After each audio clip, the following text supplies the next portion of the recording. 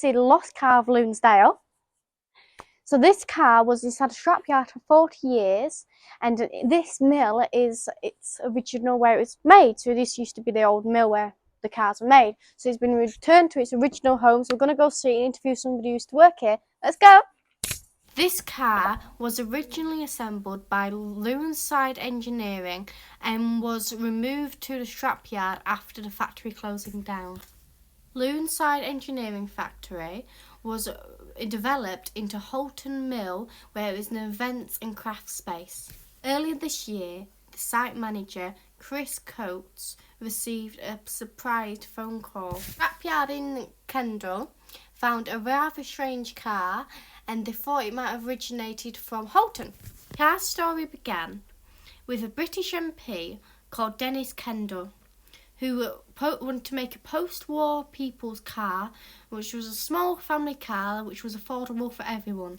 Kendall sold the idea and the plans to the Net company in Australia. The Loonside Engineering Company in Holton were contracted by the Australian firm to assemble the car in Britain. All traces of the car that was produced in Lancaster seem to have disappeared. You can see, like here, there's a little mile thing, so how many miles it's done. I can't fully see, but I don't know if that's a 9, so I don't know if in its whole life it's only done 9 miles.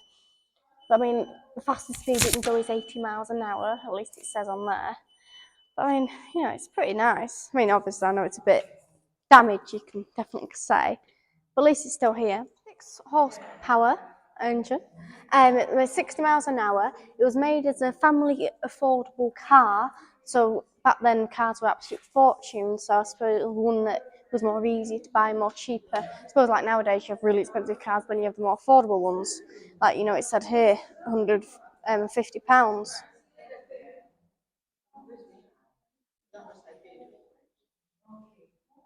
Here a picture where they've got all the cars inside different various stages, and it does look a lot like that one. So I think it might be. And we're going to speak to John, who used to work at Loonside Engineering, and he remembers the car when it was in its full glory, and he's going to tell us about it. John, so you used to work here. Could you tell me a bit about that? I started here as an apprentice in 1960, September I think it was. And I worked here until, I can't remember, it was either 77 or 78 when I left. But going back to the car, when we were lads, and it was mainly Ted Bilevich who was motor engineer. He did the bit of driving for the old man, looked after the works vehicles and the boss's car. With his help, we actually got it running. Did you? And we used to ride up and down the lane. Probably illegal, but you know, nobody bothered then. We never really got it running particularly well, but it ran. Nobody did anything with it, but there was all sorts of stories flying around about what it was. It was always said to be an Australian bush car, and they were going to be built and exported to Australia. And I understood at the time that a lot of the parts were coming in from a continental company, either France or Italy or somewhere else. Turns out that was wrong. But anyway, after I left, I often wondered what happened to the car because it disappeared. And I thought, well, probably it'll end up in somebody's garage somewhere, but it seems not. When the company was eventually sold by Eva Hermazinski, the new owners just got some scrap men in and came out to clear the old building that was full of old machines and goodness knows what, along with the car, which is where it used to be. So what was the car meant to be for? Sorry? What was the car meant to be for? It was just said that it was called it was going to be called the Australian bush car, and the example that's left now is in something of a sorry state to what it was when I was here and as I remember it. But there was no bodywork on it. But everything, it was a good rolling chassis, but it would run and you could drive it. So the engine was made by this company in Bury, and I would assume that somewhere there's some patents, but I haven't managed to find them yet. And what happened, the parent company in Australia went into liquidation, owing Loonside a lot of money.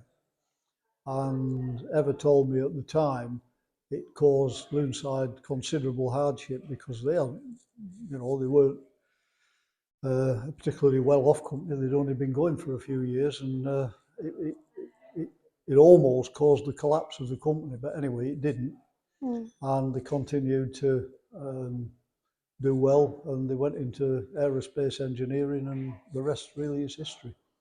Ended up as probably, well, in my opinion, probably one of, if not the best engineering company in the Lancaster area. Nice place to work, good people, and we did a lot of very good stuff. How did the car come to being here? Well, I think this is recent, and I'm not quite sure who found it, but it turns out that when after Loonside was sold, as I said before, the old store where all the old machinery and the old car was just, they got a scrap, and they just cleared everything out. And for some reason, best known to themselves, they must have decided not to scrap the car. And it just laid in the corner of a scrapyard in Barrow. And someone recently, I don't know who, had heard of it, found out about it, and managed to get their hands on it. And it's now owned by someone in Kendal, which is, I'm happy to see it really. Oh yeah. Rather than it be completely scrapped and gone. It's nice to be still here. Sorry? It's nice to still have it here. Absolutely, yeah, definitely. Sort of come home. What its future's going to be, I don't have no idea. Depends on what arrangements they can come to with whoever owns it. I mean, it doesn't have any great commercial value as far as I can see, but historically, to the mill and might end up inside a museum or something. Sorry, say again. Might end up inside like a travel museum. Yeah. It's got immense value. Definitely. Yeah. I'm glad it's not been scrapped. Me too. It's probably the only one in Britain. Yeah. In fact, I'll be pretty sure it is the only one in Britain. But I can't see it ever running again, not in its current state. No, either do I. It's which is kind of a shame. But all you can say is thank goodness it wasn't scrapped. Definitely. Thank you very much. You're welcome. Another piece of automobile history saved. A 70-year-old vehicle now back into its old home. Don't know where it's going now, but hopefully it should have a long and happy life. Thank you for watching. Please subscribe to my YouTube channel.